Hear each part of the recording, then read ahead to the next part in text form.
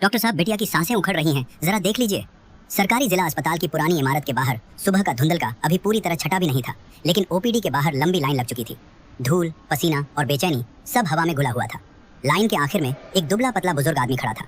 उसकी बाहों में लगभग 7 साल की एक नन्ही बच्ची थी, जिसका शरीर बुखार से तप रहा था और सांसें तेज तेज चल रही थी। वो बार बार डॉक्टर के कमरे की तरफ देख रहा था। डॉक्टर साहब, बिटिया की सांसें उखड़ रही हैं, जरा देख लीजिए। ड्यूटी पर बैठे सीनियर डॉक्टर विनोद पाठक ने बिना ऊपर देखे जवाब दिया। लाइन में लग, यहाँ रोज हजारों आते हैं तेरे जैसे। शक्ल देखी है अपनी, मुफ्त के इलाज के लिए मरी जा रही है। कमरे में बैठे कुछ लोग हल्का सा हंस दिए। बुजुर्ग ने कांपती आवाज में कहा, साहब, ये बच्ची अनाथ आश्रम की है, इसके पास कोई नहीं है। डॉक्टर विनोद ने फाइल बंद करते हुए चिढ़कर कहा, अनाथ है तो मैं क्या करूं, नियम सबके लिए बराबर है। अगला।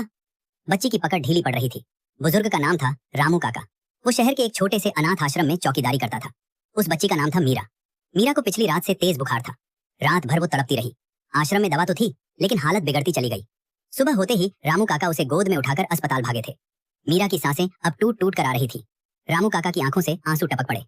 साहब, बस एक नजर देख लीजिए। लेकिन कमरे का दरवाजा उनके सामने बंद कर दिया गया। तभी अस्पताल के मुख्य गेट पर कई गाड़ियों का काफिला रुका। सायरन की आवाज पूरे परिसर में गूंज उठी। स्टाफ में खलबली मच गई। मुख्य स्वास्थ्य सचिव मैडम निरीक्षण पर आई हैं, किसी ने फुसफुसाते हुए कहा। सीढ़ियों से तेज कदमों की आवाज आई। सफेद सादी कॉटन की साड़ी, गले में आईडी कार्ड और चेहरे पर सख्त लेकिन शांत भाव। ये थी राज्य की मुख्य स्वास्थ्य सचिव कव्या राठौर। कव्या अचानक निरीक्षण के लिए जानी जाती थी। उनके आने की खबर अक्सर पहले नहीं मिलती थी। जैसे ही वो ओपीडी की तरफ बढ़ी, उनकी नजर जमीन पर बैठी मीरा पर पड़ी, जो अब लगभग बेहोश थी। ये बच्ची जमीन पर क्यों है? उनकी आवाज में ठंडा गुस्सा था।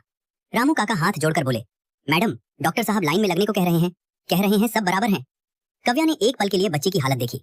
उनका चेहरा सख्त हो गया। डॉक्टर विनोद पाठक, उन्होंने ऊंची आवाज में पुकारा। कमरे का दरवाजा खुला। जी मैडम, तुरंत इस बच्ची को सिटी हॉस्पिटल के इमरजेंसी वार्ड में शिफ्ट किया जाए। एम्बुलेंस अभी। पूरे अस्पताल में सन्नाटा छा गया।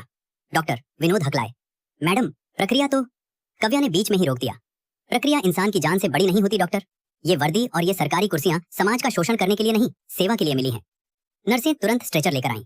मीरा को उठाया गया। रामू काका की आंखों में उम्मीद की चमक लौट आई। एम्बुलेंस सिटी हॉस्पिटल की तरफ दौड़ पड़ी। कव्या खुद भी उसी एम्बुलेंस में बैठ गई। रास्ते में उन्होंने मीरा का छोटा सा हाथ अपने हाथ में लिया। मीरा बुदबुदाई, माँ। कव्या की आंखें एक पल को नम हो गईं। शायद उन्हें अपना बचपन याद आ गया। वो भी कभी एक छोटे कस्बे में पली बड़ी थी, जहां इलाज के अभाव में उन्होंने अपनी छोटी बहन को खो दिया था। उसी दिन उन्होंने ठान लिया था, सिस्टम का हिस्सा बनेंगी और उसे बदलेंगी। सिटी हॉस्पिटल पहुंचते ही मीरा को तुरंत आईसीयू में भर्ती किया गया।